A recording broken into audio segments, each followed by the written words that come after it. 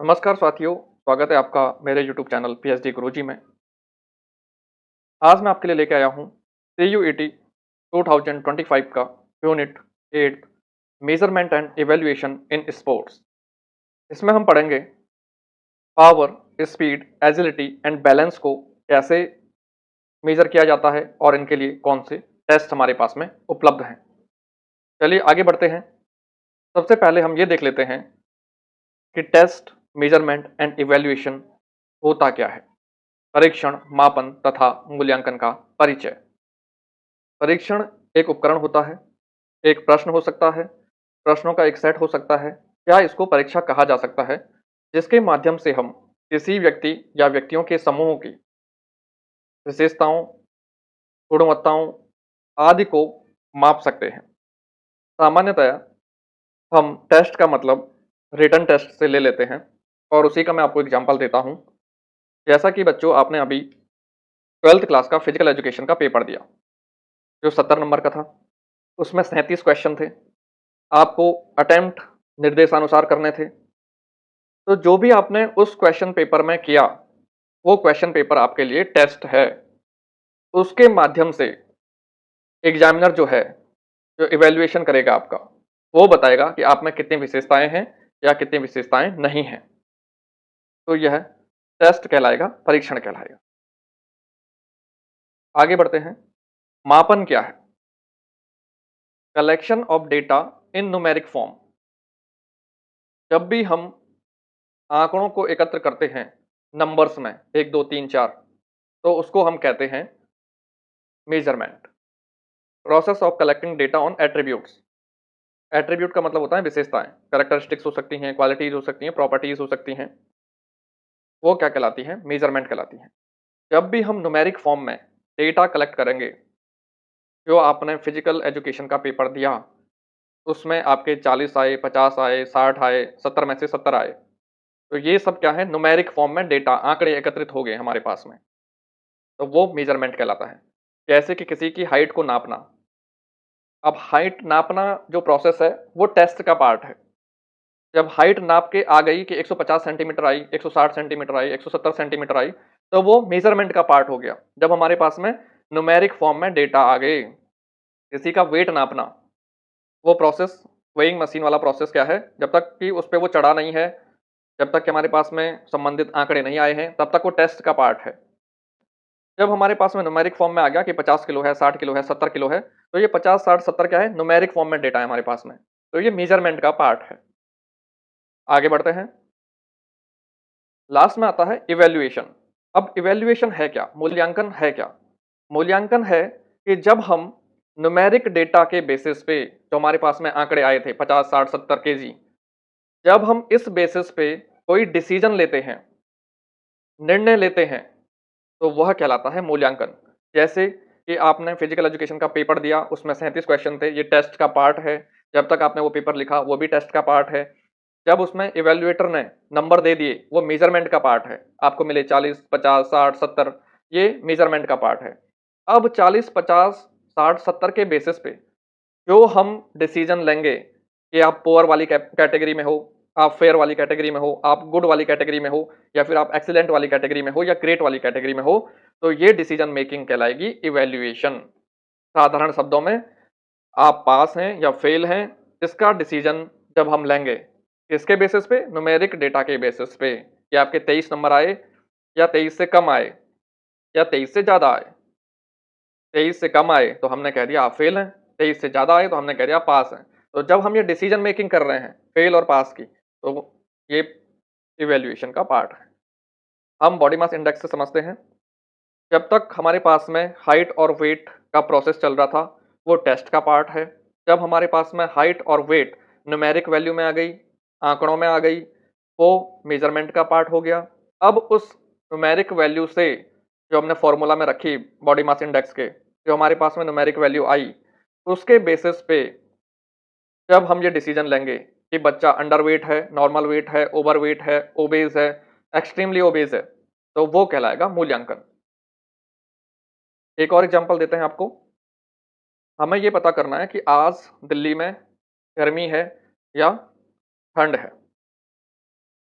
Thermometer जब तक हमारे पास में है वो टेस्ट का पार्ट है।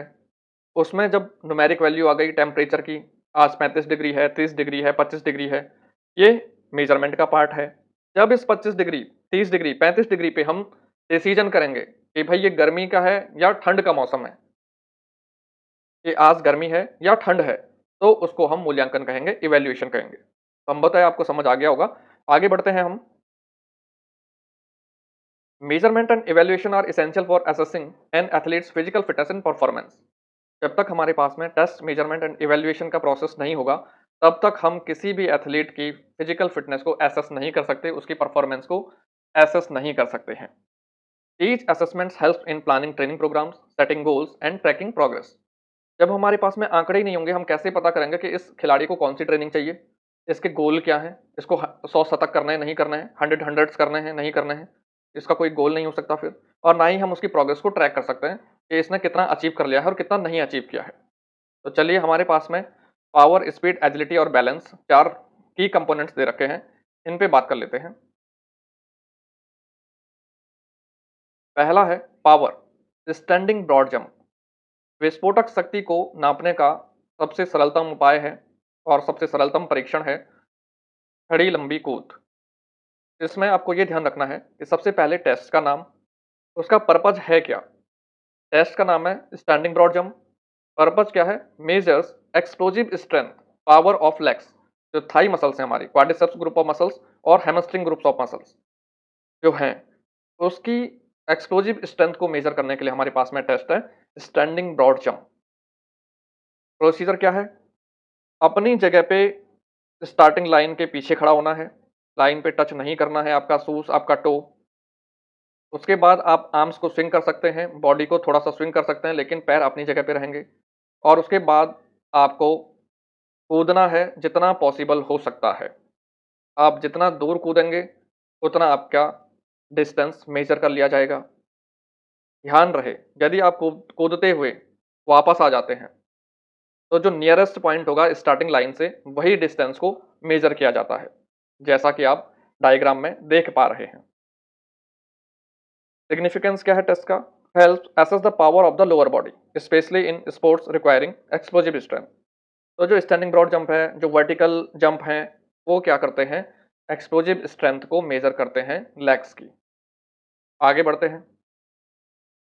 टेस्ट का नाम है बैकवर्ड मेडिसिन बॉल थ्रो या overhead medicine ball throw. Purpose क्या है? Measures the power in the upper body and core.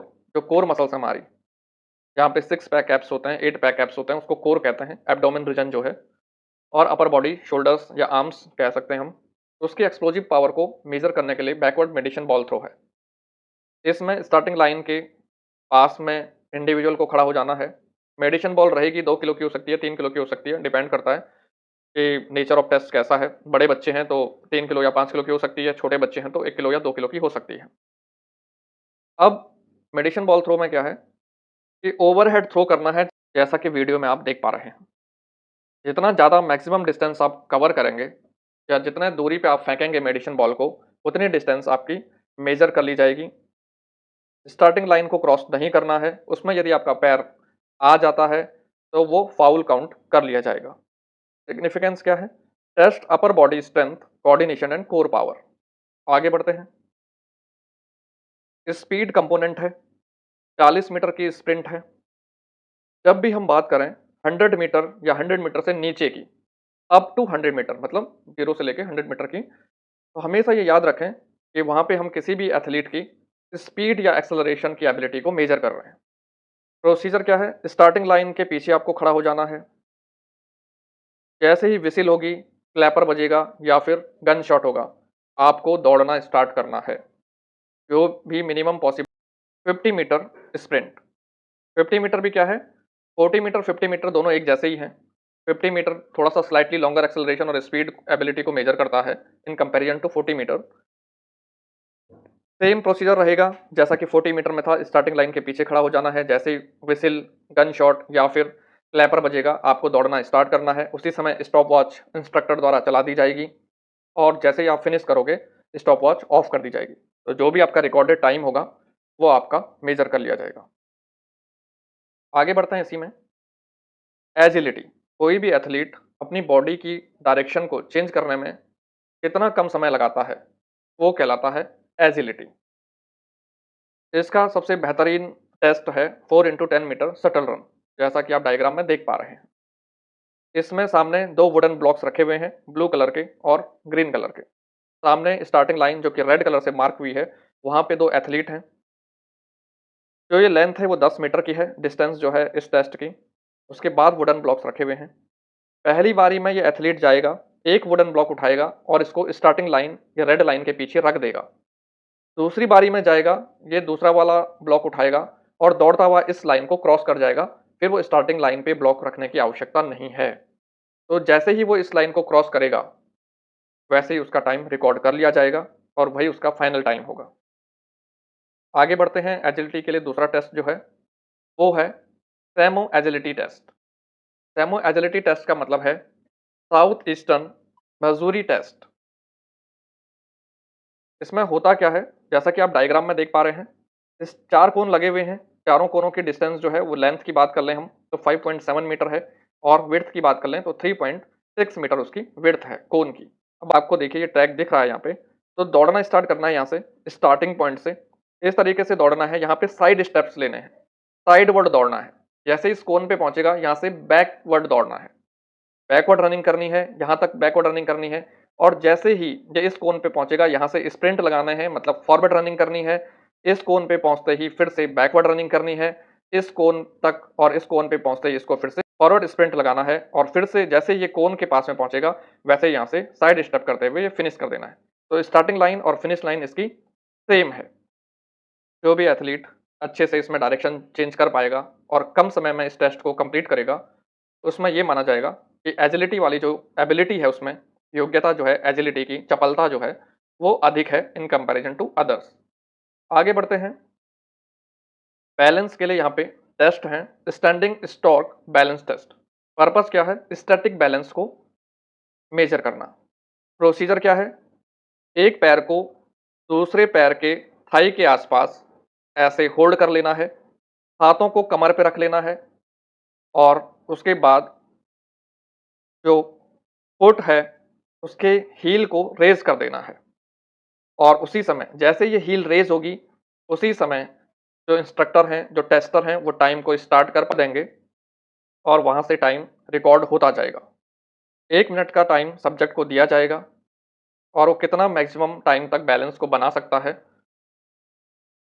ये स्टॉप वॉच से मेजर कर दिया जाएगा। The stop watch is stopped if any of the follow अकर।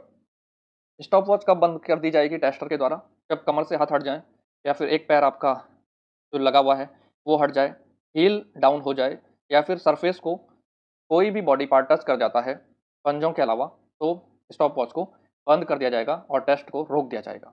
तो ये था स्टैंडिंग स्टॉक बैलेंस टेस्ट। आगे बढ़ते हैं। डायनामिक बैलेंस के लिए modified Bass test of dynamic balance. जब मूव कर रहे हैं उस समय कैसे हम टेस्ट करेंगे, डायग्राम आप देख पा रहे हैं। इधर डिस्टेंस लिखी हुई है, कोन रखे गए हैं। ये 10 कोन रखे हुए हैं जिन पे नंबरिंग है 1 2 3 4 5 6 7 8 9 10। स्टार्ट करना है मिडिल वाले सेंटर वाले कोन से। अब स्टार्ट करना कैसे है, subject is asked to stand with the right foot. दाहिने पैर में वो खड़ा रहेगा स्टार्टिंग पॉइंट पे, जिसपे कि एस लिखा होगा या स्टार्टिंग लिखा होगा। Hops the first tape mark with the left foot, उसको हॉप करना है और लेफ्ट फुट से लैंड करना है नंबर 1 वाले कोन पे। यहाँ पे उसको 5 सेकंड का बैलेंस बना के रखना है। ऐसे ही जब वो दूसरे कोन पे जाएगा तो उसको हॉप करते हुए जाना है और फिर राइट पैर पे वो आ जाएगा सेकंड कोन पे। यहाँ पे भी उसको 5 सेकंड्स तक होल्ड रखना है, खुद को अपनी बॉडी के बैलेंस को बना के रखना है 5 सेकंड तक। ऐसे ही वो अल्टरनेट पैर हॉप करते हुए जाएगा, लेग हॉप करते हुए जाएगा और हर एक कोन पे 5 सेकंड के लिए अपनी बॉडी को बैलेंस करेगा, ट्राई करेगा बैलेंस करने की। और जब वो 10वें कोन तक पहुंच जाएगा तो ये माना जाएगा कि उसने टेस्ट को कंप्लीट कर लिया है। आज की इस वीडियो में इतना ही। Thank you so much. Quote पढ़ लेते हैं। Intelligence plus character, that is the goal of true education, Martin Luther King junior. Thank you so much for your precious attention. Like करें, सब्सक्राइब करें, बने रहें पीएचडी गुरुजी के साथ। जय हिंद, जय भारत।